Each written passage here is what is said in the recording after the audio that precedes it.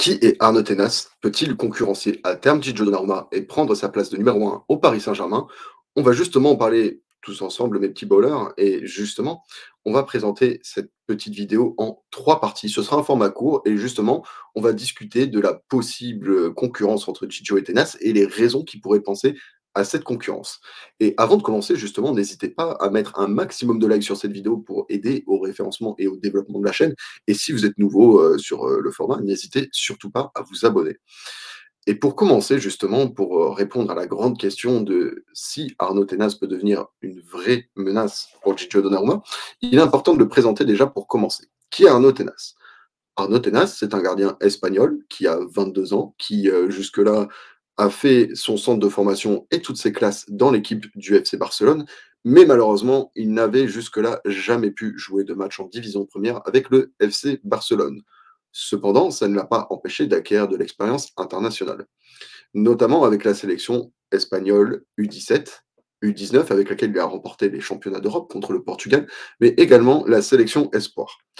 Maintenant trop âgé pour être sélectionné en sélection espoir, peut-il devenir un gardien de la sélection espagnole et même un gardien qui compte au Paris Saint-Germain? Peut-être. Et surtout, pourquoi? Il faut rappeler le profil de Arnaud Tenas et le comparer à celui de Gigio Donnarumma. Pour rappel, Gigio Donnarumma, c'est un gardien qui est très très grand, qui fait 1,96 m et qui excelle sur sa ligne.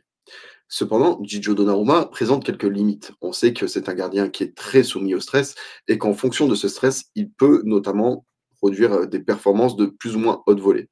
Il est capable d'être un gardien parmi le top mondial quand il est en très grande forme, mais quand il est en période de doute, Donnarumma peut te coûter beaucoup de buts en peu de temps. Et on l'a vu récemment avec le Paris Saint-Germain, où, entre le carton rouge reçu contre le Havre, le but boulette contre Newcastle et aussi quelques boulettes répétées lors de cette saison, finalement, Gigio Donnarumma, malgré toutes ses qualités, n'apparaît pas aussi fiable que ce que le voudrait Luis Enrique.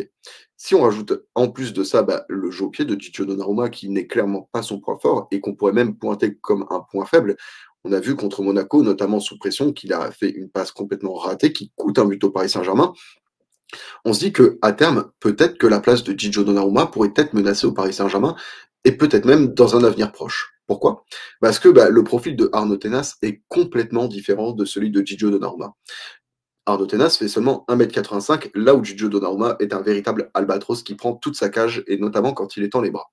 Arnaud Tenas est certes beaucoup plus petit, mais un gardien d'un tout autre profil, notamment de par son jeu au pied. On sait que là où le jeu au pied est un vrai point faible de Gigio Donnarumma, il est au contraire le point fort principal de Arnaud Tenas, reconnu pour être un gardien libéraux. Et quand on ajoute à ça la performance récente de Arnaud Tenas contre le Havre, je ne dirais pas qu'il n'a non plus délivré une performance de classe internationale, mais il a montré durant ce match qu'il pouvait être un gardien assez fiable dans ce genre de rencontre et que justement son jeu au pied allait être un véritable atout dans sa concurrence avec Gigio Donnarumma.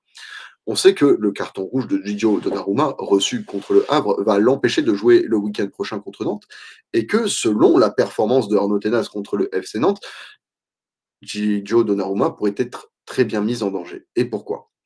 On sait que Luis Enrique a déjà prouvé par le passé, notamment en sélection espagnole, qu'il était capable d'écarter un gardien meilleur sur sa ligne au profit d'un gardien meilleur ballon au pied. Il avait d'ailleurs fait ça justement avec cette sélection espagnole où il a déchu David De Gea de son poste de numéro 1 pour installer Unai Simons, pourtant moins bon que David De Gea, mais meilleur ballon au pied et qui correspondait plus à ses attentes. On l'a vu notamment aussi être têtu et replacer du Rodri en défense centrale. On sait que Luis Enrique est prêt à faire des véritables sacrifices pour mettre en place sa philosophie de jeu. Et si Jojo Donnarumma, malheureusement pour lui, se met de plus en plus à faire des boulettes et à ne pas répondre aux attentes de Luis Enrique, et notamment ballon au pied, il ne serait pas inenvisageable non plus de voir un Arnaud Tenas qui gratte de plus en plus du temps de jeu et pourquoi pas piquer la place de Gigio Donnarumma si celui-ci a un pic de méforme et se met vraiment à reproduire les mêmes performances qu'il avait produit, notamment après sa boulette contre le Real Madrid, où il avait eu un vrai déchéance mentale qui lui avait coûté très cher.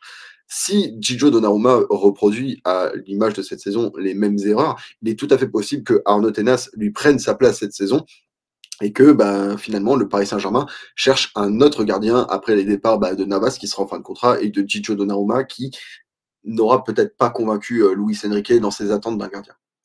En tout cas, je pense avoir, suffisamment développé le sujet et donné quelques arguments qui peuvent alimenter ce débat. N'hésitez surtout pas, vous, dans les commentaires, à me donner votre avis sur le fait que Tenas puisse ou non piquer la place de Gigio Donnarumma ou pourquoi. Et d'ailleurs, avant de partir, n'hésitez surtout pas à liker cette vidéo et à vous abonner si vous êtes nouveau sur le contenu. Merci à tous en tout cas d'avoir participé. C'était un petit puzzle de mots et de pensées que le football français repose en paix.